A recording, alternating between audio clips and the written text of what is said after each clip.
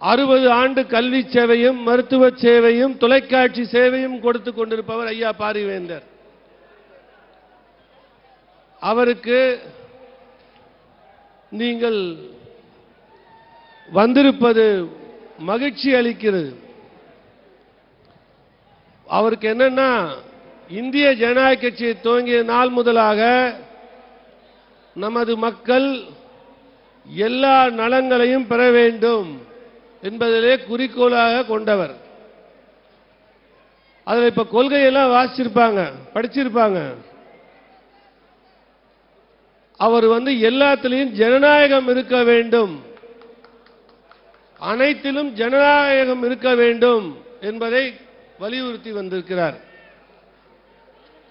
அவர் தீர்மானங்கள் ஒன்னொன்னும் பார்த்தீங்கன்னா முத்தாய்ப்பாக இருக்கும்.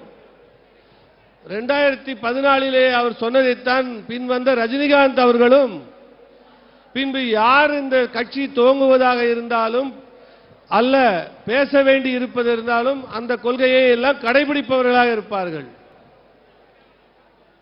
அப்ப என்ன அர்த்தம்னா, அந்த கொள்கை அனைத்தும் முற்றிலும் உண்மை. அடுத்து ஒரு சொல்றாரு, இலவசங்கள் தவிர்க்கப்பட வேண்டும். அப்படின்னா என்ன அர்த்தம்? என்ன உங்களுக்கு இலவசம் வேண்டான்னு சொல்றாரா? இல்லை, இலவசத்தை தவிர்க்கக்கூடிய நிலையில் நமது தமிழகமும் இந்தியாவும் மாற வேண்டும்.